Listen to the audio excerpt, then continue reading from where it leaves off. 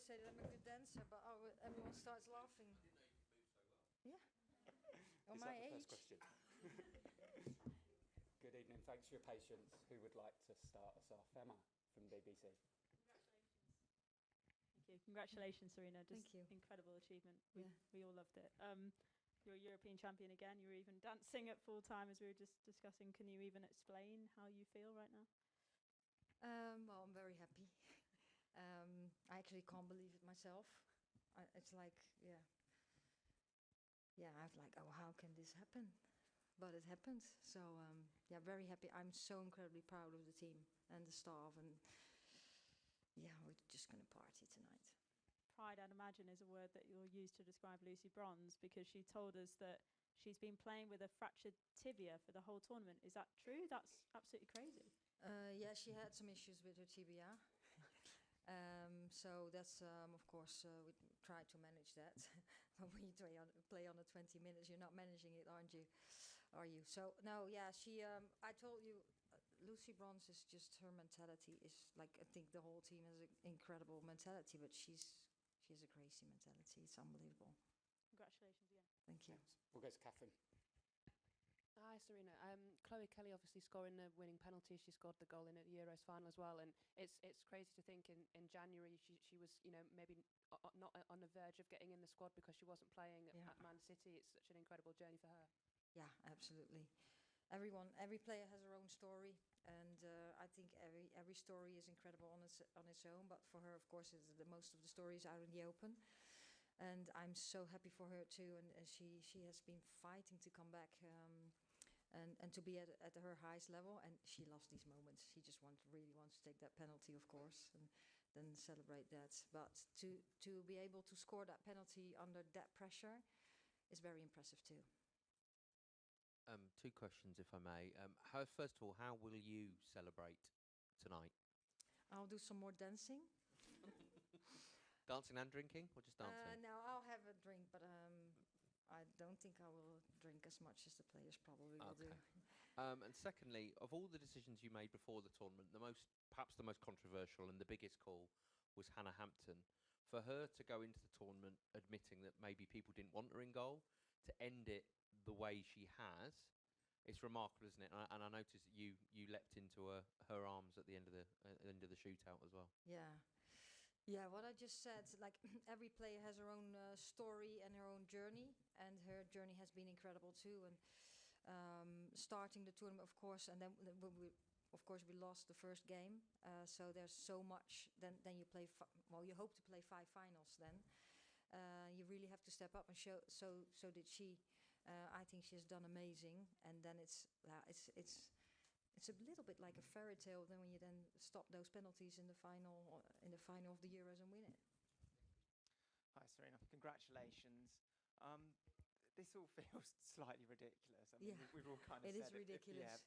it feels like England almost should have gone out 2 or 3 times in this tournament, but now you've won the Euros title again. I know it's only just happened, but can you put into words what makes this team special and why this team has been able to overcome such incredible odds? Yeah, I must admit that I always think this is the most chaotic and ridiculous tournament we have played. And every time we could come back, because in quarterfinal, semi-final, now in the final we came behind. But this team, of course, we have players that have talent. And the togetherness of this team is really, really incredible. But also the belief that we can come back and that the players say we can win by any means. And we just never, ever give up. And today, too, of course, we had moments that we really had to fight to keep the ball out of our own net. But I thought we also had some very good moments in the game. I think we could have scored. Says I'm going to work out. I already did that. I'm not planning on doing that anymore. But so the belief to come back, also having the talent, and every player is also ready to come on the pitch and show up straight away. That is not easy. So it feels I'm just really grateful that I'm part of this team. And how much you're looking forward to parading a trophy in London on Tuesday? I'm very much looking forward to that. Yeah. Well done. Thank you. Thanks. Tom, Gary? Congratulations, Sarina. Fantastic. You brought back Jess Carter into the team. What a performance from her. She just won duel after duel after duel. Can you talk a bit about the way she played and how pleased you are for her after what a difficult tournament it was? Yeah, well, first of all, it says again something about the team that we can make tactical decisions. I've said a couple of times now that I was really happy before the tournament with with my squads, and that we had players in the same position that can bring different things, and that was in this case too with Esme and Jess. In Italy was a different game than Spain, and we felt that we needed Jess now in the starting lineup, exactly from the reasons that you say with the fight and the duels she can play. And she showed, of course, that she's a very, very strong personality, and she was ready to perform also against Italy. But that was a tactical decision, and now we made a tactical decision, and I've all the belief in her, and she had the belief herself. That's the most important thing, that she could contribute to the team, and you could tell that the team trusted her too. And what words would you use to describe the whole team, even the players who haven't actually played any minutes, are all kind of part of it, right? It doesn't seem to be any riffs or arguments. It's a real team. Can you talk about that a bit, please? Yeah, well, of course, before we go into the tournament, you give as much clarity as possible, but also things can change really quickly, and in tournaments, things develop too. So and before every single game, you make decisions. But when we I know it's not easy for a player when you're part of the team and you're not getting your minutes, and everyone, of course, is ready to play and also hopes for minutes. What we just do is keep having conversation, trying to give as much clarity as possible, and then it's up, of course, to the player how to respond on that. But I think the team did that really well. So players stepped up, showed up on training sessions. In the training sessions also, get the highest level, so you're training also your teammates, because the ones who go out on the pitch in the starting lineup, they need the good sessions too. And so getting ready, supporting your team, and that's the other way around too. And that's what makes this team so together and special. Thank you, and enjoy tonight. Thanks. We'll go to Michael at The Athletic, please. Hi, Sarina. Congratulations. Can I ask you about a couple of your tactical decisions today? Yeah. First, the wingers the other way round to what we expected. And second, slightly different position or different role for Lucy Bronze. What was the reason, and how effective do you think those moves were? Yeah, of course we know with Spain, they are very aggressive. When they have to defend, they're very aggressive forwards. So what we want to do is get out of that first press. And with the changes, what we try to do in midfield, create an overload and create space a little bit on the sides. So you saw Lauren Hemp a little lower at moments. But also we switch the play, and you will come in behind a little bit on the inside. We didn't do that much. I hoped a little more. That you come with your right foot. So on the left side with Chloe later on with the right foot, and Lauren Hemp from the right side inside with the left foot. So those were the reasons we tried to do that. Thanks, Michael. We'll go to Rachel. Hi, Sarina. Congratulations again. You could say something astonishing about every single person on your team tonight, but just to ask another question about Chloe Kelly. What is it? Is that something inherent in her? Can you teach what she does in terms of being able to step up in these big moments? Is that something you can coach, or is that something that's just something special she has in her? No, I think that's a little bit of both. It says something about a team environment, and it says a lot about her character. And so everyone brings something different, and she brings this. Thank you. Thanks. Jack from The Sun. Sarina, you've spoken about the incredible belief all the players have had. Given everything you've been through and now that you've won it, was there ever a second, a moment where your belief had run out and you thought this was it? And to be honest, tonight I didn't have that. I had a couple of times in the Sweden game and the Italy game that I thought, we might be going home tomorrow, but we still have a couple of minutes to go. But it's getting tight. But it's not that then the lack of belief is like, oh, we're getting really close now here. We had to score. And against Sweden, of course, when we had the penalty shootout, when we missed a couple of penalties, we were lucky that they missed too. And that's what made us through. Thanks. We'll go to Tom at ESPN. I spoken a fair bit about your speeches during the tournament and how much they've enjoyed them. Now that the tournament's over, could you give us a little taste of what you said to them before this match? What was your message to the team, and what did you want them to take out onto the pitch? Well, I've had a couple of meetings, but right before we went on the pitch, I just said, I can't use all the words I said, I think. But the main message was enjoy it. We've got so far now in this tournament. I think we created something again together. So these are the moments where you dream of. Some couldn't even dream of because it wasn't possible when they were little kids. So go out there and enjoy it and play your very best game. And it's been a slightly crazy, chaotic 4 or 5 weeks. What's the journey been like for you? And we spoke before about how this is a movie. Is this a movie you'd like to watch again? Well, I don't watch movies back so often, but I'll probably look a little. Probably the upcoming days, I will see some things back. The main things I look back was the tactical footage of the games.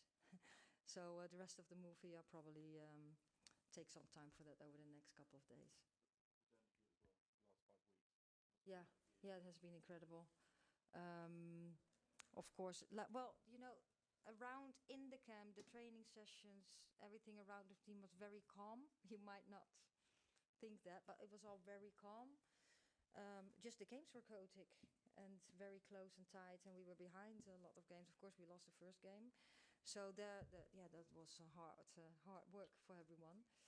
But then afterwards, it was all very calm, and the environment we were in, the facilities were incredible. The support from the Swiss people was incredible here.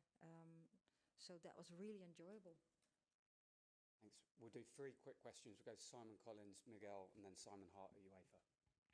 Hi, Sarina. We all obviously saw the impact from 3 years ago when you won the Euros. What do you think the impact and legacy will be from winning it this time? Well, that's a good question. I hope it will boost the women's game even more, not only in England, but beyond. I think how I've experienced this tournament is that the level went up again. The intensity of the games went through the roof.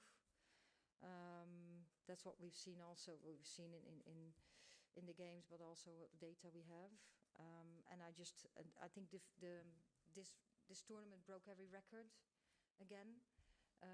With the spectators, with I think the television, and that's great. And I hope that will boost the women's game everywhere, not only in England but beyond. And I don't know really what to expect now in England. I think it will boost again. Miguel? Hi, Sarina. Congratulations. You just said that your message to the players was to enjoy it. Did you enjoy a game like that, or just when it's over? And so, are there any kind of moments that stand out for you beyond the goal as having turned it, or that you actually you celebrated yourself? Well, when the game is on, I don't really enjoy it. Of course, I enjoy it when we score a goal, but what stood out? Yeah, the fight, I think, and then that we really, like we said a couple of times, the players had a proper England. Like today, we also had to defend very well. They were challenging us, but how you see, we give everything to prevent the goal. I do enjoy that because that says something about the team and the togetherness and the will to really want to win. Thanks. We'll finish with Simon Hart.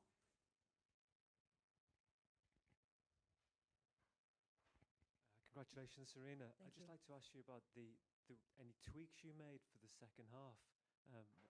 Whether there were any little structural changes or tactical instructions just to change things in that second period.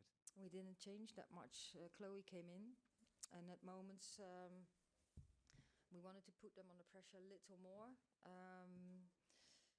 So on their half of the pitch at moments, but not all the time, because when they get out, they get so dangerous. So in the beginning of the second half, the team did that. And of course, what we wanted the first half, at moments when we won the ball, we lost it too much and too quick. And the second half, we wanted to put up centre forwards higher, to stay a little bit there, that if we won it, that we could play and keep it, that the team had time to spread out again and football. I think we had some. The workout stopped now. And then we created some momentum in the game because then they were running after us instead of the other way around. Thanks. Can I say something? Of course. Okay. Well, of course, I would like to thank you all for your contribution. We had some meetings before these Euros where we want to. You have to do your job. We are doing our job, and I think we made together a very incredible tournament. And I think the people at home or reading or listening or watching. I hope they enjoyed it, but the big contribution you had on that was great, and I would like to thank you for that. And you missed your families. You're away from home too, so hopefully you're ready to go home and celebrate a little bit. And I would like to thank every one of the other Switzerland, breaking records, beautiful country. We felt very, very welcome here. We're staying in Zurich, and we really enjoyed it there. They provided us everything that we needed. The UEFA, what a great tournament. What I just said, breaking records. So thank the UEFA too. And now I don't know anymore who I was going to thank.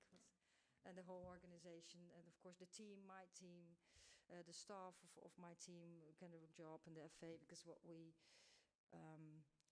win the Euros. That's incredible. But the support we get from the FA and to be able to perform at our highest level is incredible. And the last but not least, I would like to thank our fans. What an incredible fans we have. We have been in the stands in overloads all the time. We would like to have that on the pitch too, but we definitely had it in the stands, that all these people come to the Euros and come support us and make some noise. That has really, we've felt it, we've seen it, we've heard them. And that's incredible that everyone took the effort to come. And I think we broke, probably we'll see that over the next coming days, that people watched on TV too. We've seen some footage on that. So thanks everyone, and let's have a cheer tomorrow. Thank you.